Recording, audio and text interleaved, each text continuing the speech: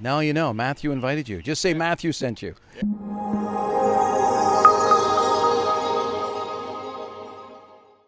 Good day, everybody. John Kirk with Travel Pulse Canada here. Hope everybody's doing well. I'm here in Tahiti. Oh, it's spectacular.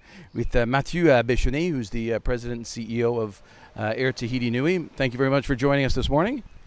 Thank you, and happy to be there with you. Well, welcome to Tahiti. Yeah, and the heat. We just had a rain, which is a blessing. Yeah. But it's the humidity is it's a good heat though. I'm not gonna complain. So thanks for joining us this morning. You had some great comments at the opening remarks of the Parapower 2023 Tahiti event that we're here at. Particularly for Canadians, I think your new service from Seattle to Papeete has started not that long ago. Do you want to just talk a little bit about that and just explain the process and the route?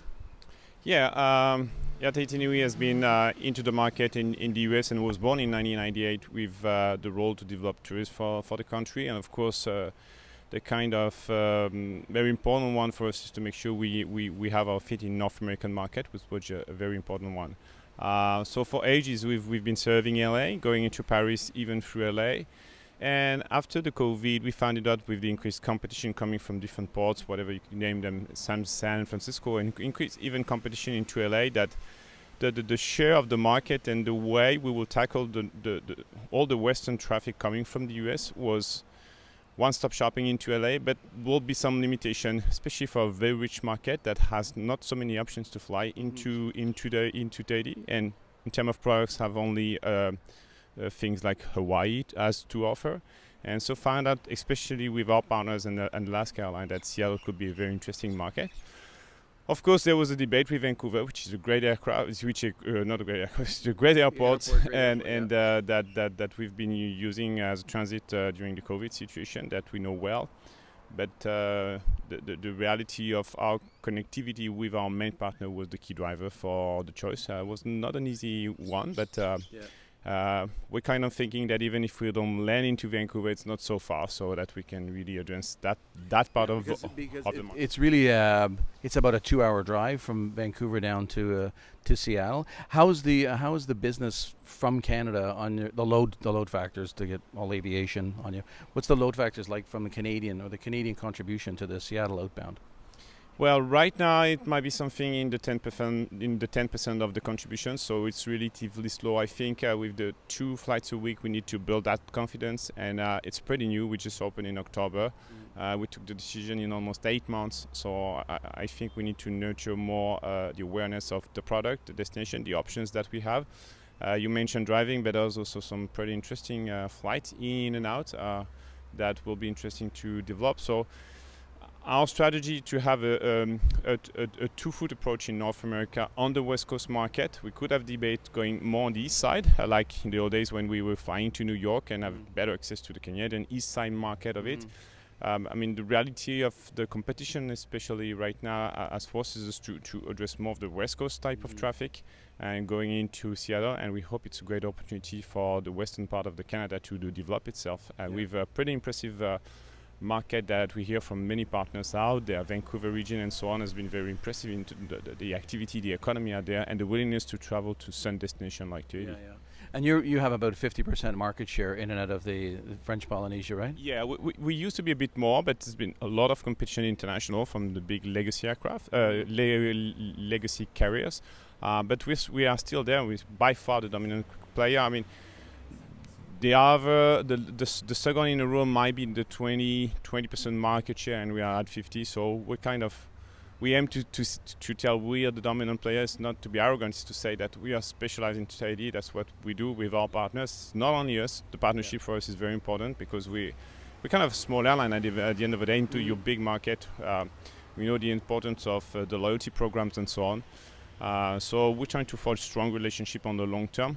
We have, of course, the code-share relationship, but we also have some interline deals with other friends. So we're not 100% tied into big alliances and stuff like that. We try to do what makes sense. In Canadian market, things are very open for other collaboration in the future. And if you have 10%, if you get 10% contribution to your loads out of Seattle, that's really not a bad number, because the population base of Canada is about 10% of the U.S. So if you're getting 10% or more, then you're getting you're doing pretty Fair well, share, yeah. on a pro capita, Yeah. on a pro cap Yeah. rate. Now you spoke about your carbon offset program and what you've got going. That's very cool. I think that's almost first for an airline to go and do that. Tell us a little bit about that, because I think that actually is all sort of part of the cultural giving back and the eco culture and eco tourism of these islands. So just tell us a bit about that and how important that is to the airline. Well, we found it that in the mission to be different and authentic, the smile, the flower cherry, and the Tahitian vibe is one thing. But the fact that we are a highly consuming carbon type of business forces us to have a think about it. And the question was about what can we do. We have the best aircraft in terms of seat per kilometer being offered on the carbon footprint. The 787-9, the size of it to the market we serve is probably the best you can find. So on that end, there's not so much we can do. Sustainable fuel will come down the line, but we're talking about a very small amount that we can bring into the aircraft. We're working on that. But compensation clearly is the thing we can work on for the next 10 years to come before technology comes in, sustainable aviation fuel comes in. So we're a small airline, and small means we can do things that other big guys cannot do because probably it's too big.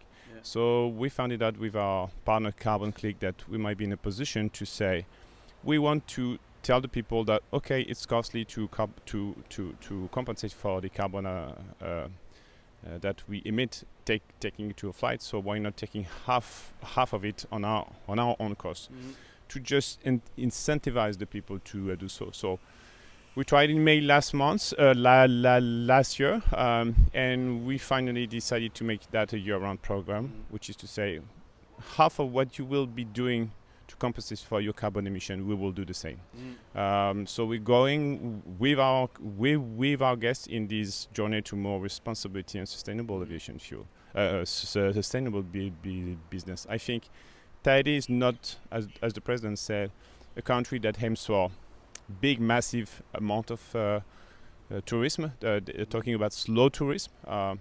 But the reality is slow tourism has to match with how responsible we are in the way we produce what we have to offer. And coming far away from here, there is for sure a concern on aviation.